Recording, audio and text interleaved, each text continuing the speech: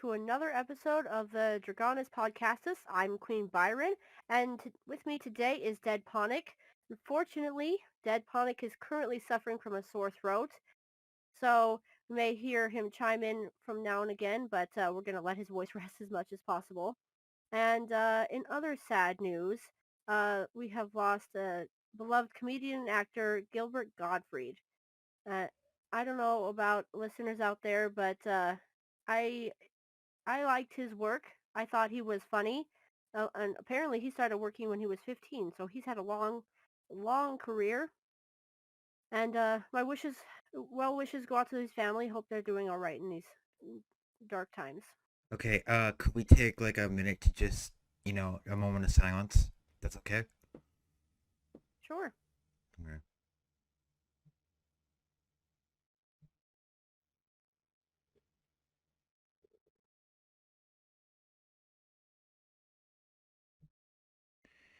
Well, I will say that if wherever he is, I hope he and Robin Williams and Bob Saget are just having the time of their lives up there. Mm. Mhm. Oh. Anyway, so because of my sore throat, I'm gonna let Lady Byron take over. So, um, tell our audience what we are talking about this time. Today, our topic of discussion is zombies. Roar. Um, Oh God. don't hurt yourself. But yes, I think it's fair to say that most everyone has seen some form of zombie movie or zombies in media by this point. Become quite prolific, starting out with Night of the Living Dead, I believe was the first movie, black and white, and showed only one survivor. Quite dark. Actually, I think it was a group of survivors. If I remember the film correctly, I'd have to watch the movie again. That's how old I am. Oh God. Well, with all the zombies and all the different movies, it's no wonder that we might get these confused. But most people probably recognize zombies from media as plague-infected ghouls that seek out living beings to devour their flesh and brains, depending on the iteration. But Dungeons and Dragons takes a more mystical approach to the zombie, though they do share many traits of the modern zombie. So if we look back through history, the actual zombie mythology goes back thousands of years, back to voodoo zombies, which was basically a person brought back from the dead by black magic. However, the modern zombie is normally created via a virus. The virus itself essentially kills the host and reanimates them. And then there is what is showcased in George Romero's Night of the Living Dead. Most most zombie after Night of the Living Dead take advantage of the virus idea, expand on it, possibly implying that certain infectious diseases could be the catalyst for a zombie outbreak. And then you have Resident Evil, it goes from a simple zombie outbreak to infectious mutation in future installments. And then there's a personal favorite depiction in Left 4 Dead 1 and 2 that have special infections with various traits while retaining that zombie idea. As for Dungeons and Dragons, zombies usually are created via raising dead, via necromancy magic, or if they are already dead, brought up under the control of a powerful wizard, either to be unstoppable soldiers in their army or guard tombs and crypts. So let's talk a bit about zombies' capabilities. Basically, no matter what depiction of zombie we're talking about, it's widely accepted that the standard zombie has enhanced strength and the most notable physical trait, rotting flesh. It's actually one of the zombies' biggest advantages as it allows them to spread their virus more effectively, which translates to them spreading and mutating even faster. Some zombies can have sharpened teeth and claws, and this helps them also shred the flesh of their victims. They don't they don't require basic necessities like humans, making them not only perfect soldiers as overall stats go, but also incredibly scary. With enhanced strength and constitution at basically the cost of all of their other traits, they're basically immune to poison effects. They can have dark vision up to 60 feet, and special ability Undead Fortitude allows them to drop to 1 hit point when they would normally drop to 0 if they can succeed on a Constitution saving throw from taking that damage. Now, the thing about zombies is that they are so scary. They have this unrelenting aspect to them that requires special strategies for dealing with them, right? So zombies almost never attack one-on-one. They normally come in hordes. They can be in hordes of up to 50 or 100 and even bigger depending on the physical location, the geography, and the populace of the area before the infections and the zombies started. So normally you can thin out a herd or run away from them because they are slow normally. But modern zombies, we usually see depictions of destroying the head or the brain, stopping the zombies instantly. Targeting other aspects of the bodies can slow them down, but not normally. Again, depending. For D&D, zombies are especially not vulnerable to radiant damage, but it definitely reduces their ability to use that undead fortitude trait that we talked about. So clerics, paladins, these kinds are all especially sought after if you have a campaign with a lot of undead creatures. And another thing that zombies are normally weak to is magical weapons. Obviously, if you're talking about a fantasy mythology like Dungeons and Dragons, magical weapons can be a great asset in dealing with zombies.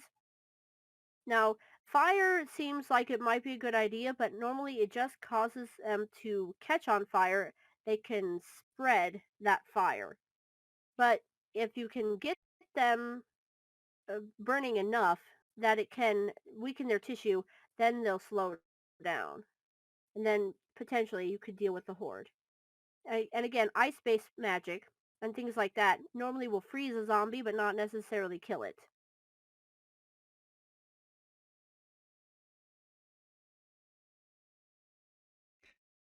And So the most common places to find zombies is normally near their tombs, crypts, things like that. Again, they're often used as soldiers or guards because they can be given standing commands. They don't really have thought processes, and they can attack creatures on sight if they were to enter the tomb.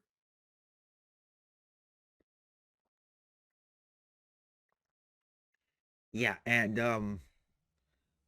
just is it true that zombies are actually healed when they are hit with necrotic damage, or is that just a rumor that I heard? I think in Minecraft that's how it works, but in Dungeons and Dragons it don't normally have that kind of opposite like healing. Like a healing spell would not harm a zombie, and then a harming spell would not heal a zombie. Not typically. Okay, so thank you for clearing up that misconception because I thought that was something that was um I thought that was something that zombies generally have, and that's one way to deal with them. And also, protection from evil and spells that are like warding spells kind of thing. They're great Mhm. at defending against a zombie horde, correct? Yeah, so protection from good and evil, it or any spells that can target or buff against undead creature types will be great use against zombies. Because again, you're kind of most of the time when you're dealing with zombies, either in the popular media or if you're playing Dungeons and Dragons, there's going to be several of them. Because what's really scary about them is that they don't give up. They don't have fatigue. They don't sleep. They don't eat. They don't stop moving. They're relentless. And with that, psychological aspect where, humans can see, well, yeah, they're slow, but they will never stop coming. So we have large groups that are relentless. Having protection can be a great use against the zombies. And like we were talking in private, but okay, so liches are not zombies. They're Mm. just regular undead. Well, they're their own thing, kind of. So a zombie is normally created from a body when the person has died, and if you want to phrase it as a soul or a consciousness or a spirit, that aspect of the living person is left, and what you're left with is just the body, right? And then a necromancer can animate that body. Animate dead is a spell in Dungeons and Dragons. And then the zombie is walking around with no real thoughts, no consciousness, no soul, however you want to phrase it. Whereas a lich is normally a spellcaster, like a wizard, who spends years, sometimes decades, going through this magical transformation to create um, immortality for themselves so that they can live forever and continue to practice magic and learn spells. So where a zombie doesn't have, thoughts or consciousness or what have you, the lich absolutely does. And they are, continuing to trying to make smart choices and think tactically, versus like, say, a party of adventurers. They're not just going to walk up and try and stab them. They're going to use their spellcasting ability or their environment to their advantage, where a zombie will just move toward the adventurers to attack with basically animal instincts, no thoughts there. Now, is there any other monster that fits the description of what a zombie acts like, or is it just zombies are just restricted to that thing and there's no other kind of other monster like that? Well, in Dungeons and Dragons, there are also ghouls and ghasts, which are kind of similar, where they are undead creatures who basically act on animal instincts and attack with no thoughts. But they work a little bit differently. They don't have the undead fortitude that zombies do, and they have some of their own abilities. But zombies are mostly their own thing. Okay, did you want to go over the different types, like the different variations that through my research I found? Like, and also, should we like talk about like the different video game variations and or in just general media variations like the Walker, Biter from Walking Dead, or something like uh like something like Dead Island or Left 4 Dead, or I don't know if Dead Space counts as zombies, but something around those lines. Would you like to talk about that? I don't know anything about video games except Minecraft, so I don't know if you'd want to take that or. Okay, I'll take it from here. Okay, so basically, so there's across the history of all media, there is like dozens and dozens of zombies variations across D&D, across media. So we're just gonna quickly like go through like the list like really quickly. So we have the adhesive zombie, which basically when you attack it, your weapon actually gets stuck in their flesh and you can't pull it out. You have the embedded zombie, you have the mold zombie, you have fused zombies, which are just two zombies that are fused together. You have a resilient zombie that is basically it just has it can take a lot more damage. Groaning zombies, they emit this like ear screeching groan. You have vampiric zombies where they will actually they do heal by way of necrotic damage, and they use that to heal themselves. You have the linked zombie, which is basically just a horde of zombies, and the way that works is that they spread their damage across. So when they take damage, the damage is spread across the horde. And when they do damage, it works that same way. The damage is spread across all the different zombies, and it's usually a D4 damage if I'm not mistaken. Then you have exploding zombies, which are basically you either kill them and then they go boom, or they go boom and something else happens. And you have, well, swarming zombies, which is not really a type, it's more a trait that they have where they'll just swarm you and and then they'll devour you. Obviously, you have infectious zombies, which is how, well, in our D&D how they would, well, or how in most media how they actually spread the virus and create more zombies. Durable is just it's the same thing as resilient, except it's got more HP and it can do a lot more things. Okay, this is a scary one, but imbued zombies actually are zombies that can actually cast spells, or they have a spell that is tied to them. So when you attack them, a spell will go off.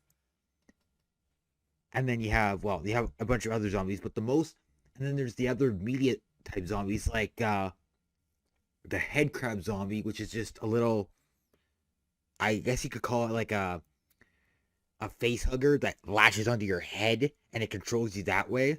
You've got thriller zombies, which are basically the zombies from the Thriller music video with Michael Jackson. Great video, by the way. Don't watch it around Halloween though. You've got from the Dead Island series. You've got butchers. You got rams. You've got all kinds of variations on the regular zombie. And then for Left 4 Dead, you've got the spitter, which spits out toxic vomit that creates a pool of, well, they basically spit out their stomach acid, and it creates a pool of acid that damages players. You got the hunter, which is just a guy in a hoodie, and he like pounces on you. He can like pounce from far away. The smoker uh does a Yoshi thing where it sticks out its tongue and latches onto you and drags you towards it. The charger is literally, and I apologize for this, it's literally a masturbation joke because one of its arms is bigger than the other, but it literally charges into you and it can knock you off cliffs and all that.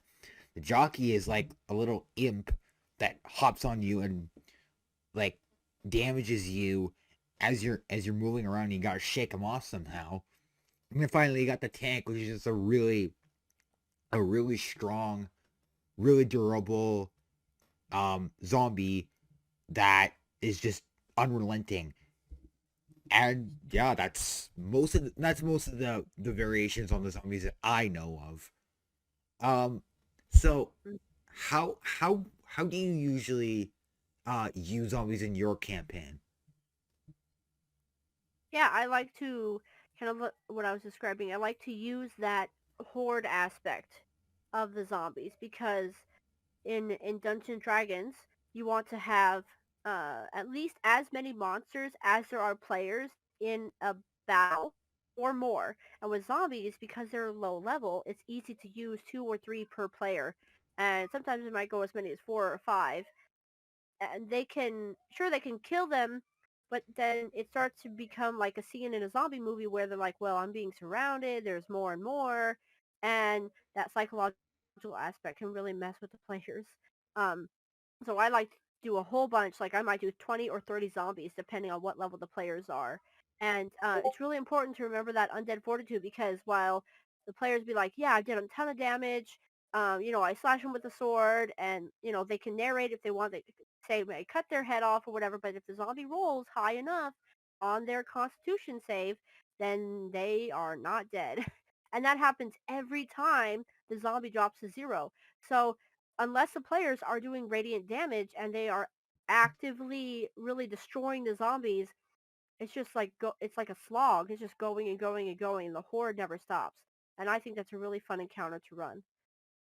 Yeah, But then and again, I might be I might be a cruel and unusual dungeon master.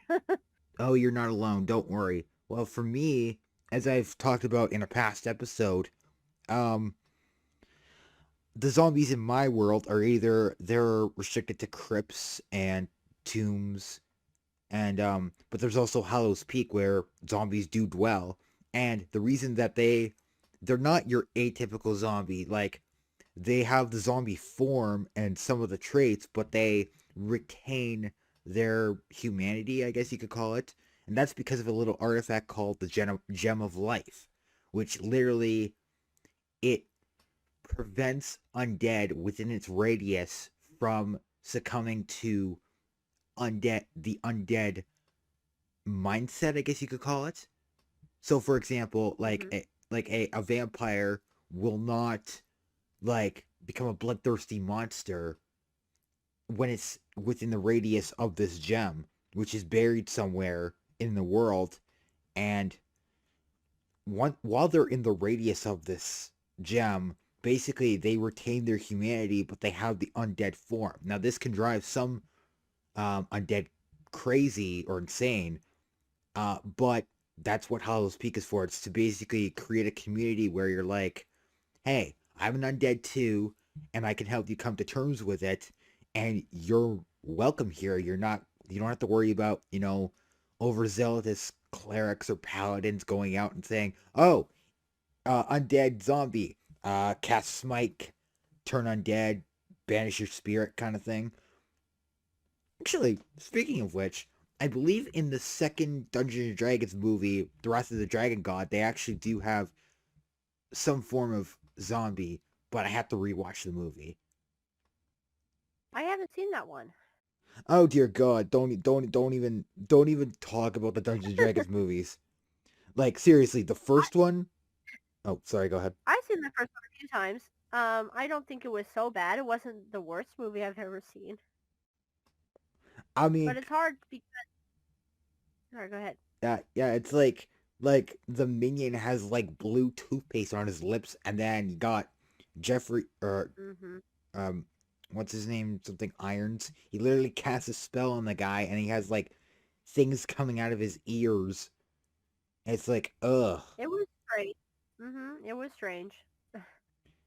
But, I think new Dungeons and Dragons movie has potential. Maybe we'll talk about that in a future episode. Yeah. But anyway, the second one is where the cleric actually has the ability, like he banishes the spirit the spirits of the no, they're specters, sorry, not zombies.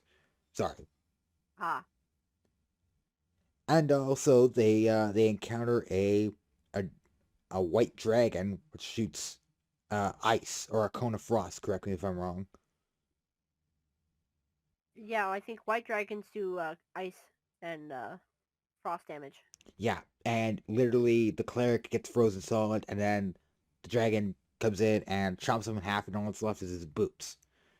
So there's that, and also you've got it's your typical. It's kind of like a module in or like a simple campaign in movie form, and I think that's what makes it kind of cool. I also really like the idea of like the minion from the first movie comes back in the second movie, and he's trying to basically resurrect a dragon god, and it's like, oh god, and it's like, yeah, and also all the while the sorceress is like cursed because of a spell that he did, and it's basically like stripping, like rotting her away, and then the only way to really cure her is to do shenanigans, and then that's it, and the villain is done. Oh. Yeah, and there's a lot of good Dungeons and Dragons esque like media out there. Like you got Mm-hmm. video games, you've got movies, you got TV shows. I think one of my favorite interpretations of a Dungeons and Dragons formula would be like something like The Legend of Zelda, because Mm. although it's not a party esque, you could run it as a solo adventure, and I think there's a lot to like about that particular. Well, I'm more specifically referring to Ocarina of Time because that's the best interpretation of it. But any Zelda game would be worthy to be called a D&D esque game. Anyway, getting back to zombies. Let's continue before we get off track. Well, as we've said, there's been dozens of depictions of zombies in popular media. There's been movies, there's been novels, and short stories. One of the more popular, I think, short stories was I Am Legend, which was Ooh, eventually translated to a movie featuring Will Smith. Didn't stay very faithful to the source material, but I think both the movie and the short story are good in their own right, but maybe that's an unpopular opinion. Another really wonderful book to read is World War Z, and if you've seen the movie, I promise you it's nothing like that. It's much better. Um, I I'm not quite sure why they bought the rights to make the movie for World War Z and then made whatever that was. But it's nothing like the source material at all. And the original book is a fantastic story. It's a collection of kind of like chapters from different points of view as the zombie outbreak is progressing. So at the start of the novel, you've got people talking about the first reports and things like that, and then you've got a few stories talking about how the army came in and they weren't very effective because they didn't know about destroying the brain and all that. And then you've got moving stories moving into the more apocalyptic side of things. And then at the end you've got kind of the resolution and how the world tried to come back from the devastation that it had suffered. So if you're into zombies and if you like reading, World War Z is definitely one to check out. Any last words, Dead Ponic? Uh, not much. Oh, we are approaching our 20th episode. Yay. Um, and this is Hmm. kind and this is gonna be it. 20th episode. I don't know what we're gonna do, but uh, do you want to tell our audience what we're doing next week?